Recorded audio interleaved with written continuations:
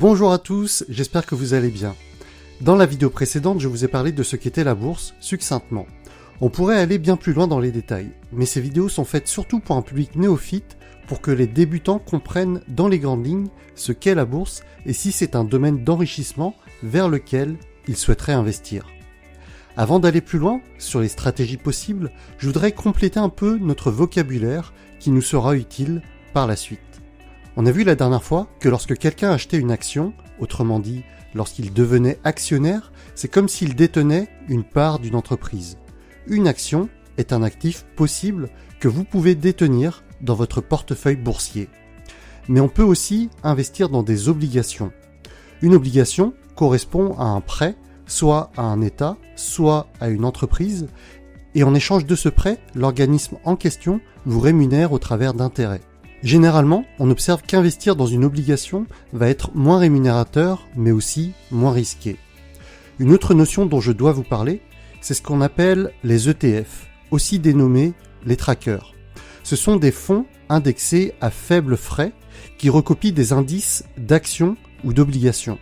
Par exemple, vous pourriez acheter un tracker qui s'intitulerait Actions USA, qui va regrouper une centaine d'actions des États-Unis plutôt que de les acheter une à une. En faisant ainsi, vous limitez les risques, vous payez moins de frais et vous gagnez du temps.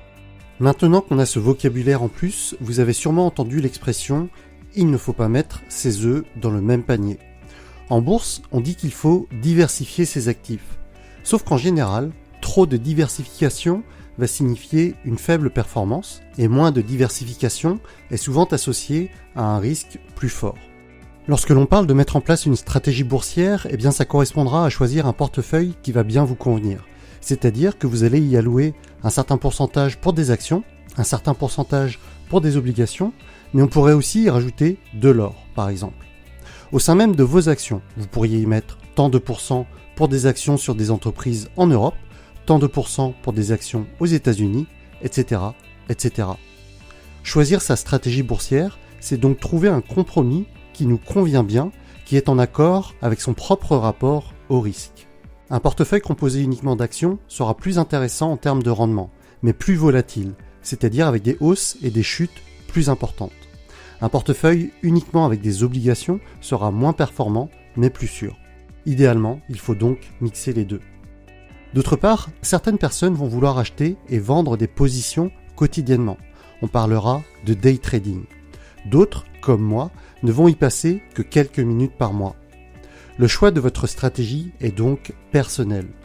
Il va être déterminé par plusieurs facteurs comme votre rapport au risque, le temps que vous souhaitez allouer à votre gestion de portefeuille, les connaissances que vous avez et de votre force mentale à gérer les hauts et les bas qui sont inévitables en bourse. Bref, vous l'aurez compris, il n'existe pas une stratégie gagnante, mais il y a autant de possibilités que d'investisseurs sur Terre. Autre point, si vous voulez rentrer dans plus de détails, lorsque vous voulez être un investisseur actif, les stratégies les plus courantes vont être basées sur les deux notions que sont l'analyse fondamentale et l'analyse technique. L'analyse fondamentale va chercher à établir le portrait le plus exact d'une entreprise à un instant T. Vous allez ainsi étudier la culture de l'entreprise, ses activités, ses produits, ses stratégies mises en œuvre et l'analyse de ses finances. Concrètement, votre objectif est alors de trouver une société sous-cotée, celle en qui vous pensez voir un potentiel de croissance. L'analyse technique, elle, s'attarde sur des indicateurs graphiques et mathématiques pour prédire les évolutions futures des cours de bourse. Même si ces analyses ne sont jamais fiables à 100%, les plus experts vont réussir à y déterminer des tendances, des cycles qui vont leur permettre de déterminer leur choix d'achat ou de revente d'actions. Ainsi, il se peut que vous soyez plus à l'aise avec l'un de ces deux types d'analyse ou que vous choisissiez de mixer les deux. En théorie, c'est simple, mais la réalité est tout autre. Il existe d'autres approches. Par exemple, une stratégie dite de dividende va consister à rechercher des entreprises versant de forts dividendes dans le but de les réinvestir en faisant ainsi jouer l'effet des intérêts composés sur le long terme. Personnellement, j'ai choisi une stratégie dite de lazy investing, qui se traduirait en français par investir de manière feignante.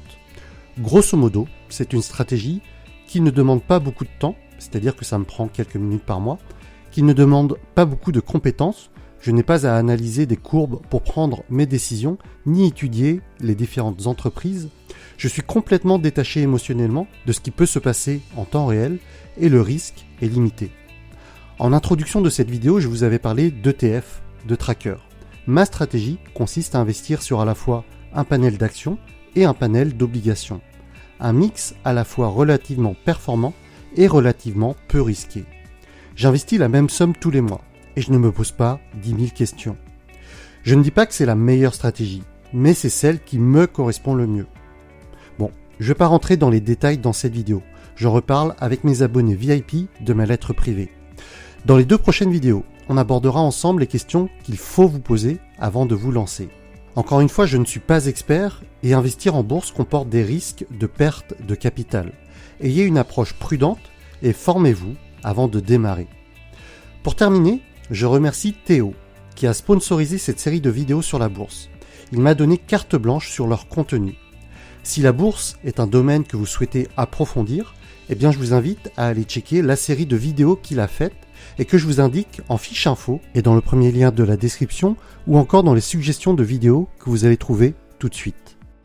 En attendant, je vous dis à bientôt. Salut!